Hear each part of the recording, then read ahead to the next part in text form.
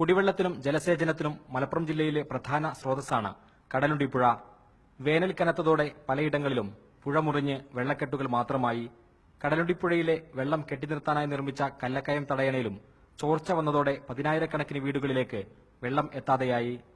ശരിക്കും ഇത്രത്തോളം വെള്ളം അതിൽ താങ്ങണമെന്നുണ്ടെങ്കിൽ ശരിക്കും ഇത് ലീക്കില്ലാത്തൊരു പദ്ധതിയാണ്. ആദ്യം പറഞ്ഞ കോൺക്രീറ്റിന്റെ പദ്ധതിയാണെന്നുണ്ടെങ്കിൽ അത് നടക്കും. വരൾച്ച മുൻകൂട്ടി കണ്ട് ജല അതോറിറ്റിയും തദ്ദേശ സ്ഥാപനങ്ങളും കടലുണ്ടിപ്പുഴക്കായി പദ്ധതികൾ തയ്യാറാക്കുന്നതിൽ വരുത്തിയ വീഴ്ചയാണ് ഇപ്പോൾ ജനങ്ങൾ അനുഭവിക്കുന്നതെന്ന് ആരോപണമുണ്ട്.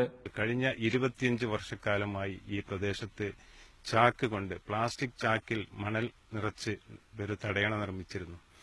3 ലക്ഷം രൂപയായിരുന്നു അക്കാലത്ത് അതിന് ചെലവ് വന്നിരുന്നത്. എന്നാൽ ആ 3 ലക്ഷം രൂപയുടെ തടയണ കൊണ്ടുള്ള പ്രയോജനം പോലും ഈ 4.5 കോടി രൂപ കൊണ്ട് നിർമ്മിച്ച തടയണയിൽ നിന്നും ജനങ്ങൾക്ക് കിട്ടിയിട്ടില്ല എന്നാണ് ഞങ്ങൾക്ക് പറയാനുള്ളത്.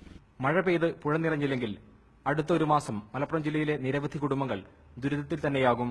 മീഡിയ 1 മലപ്പുറം.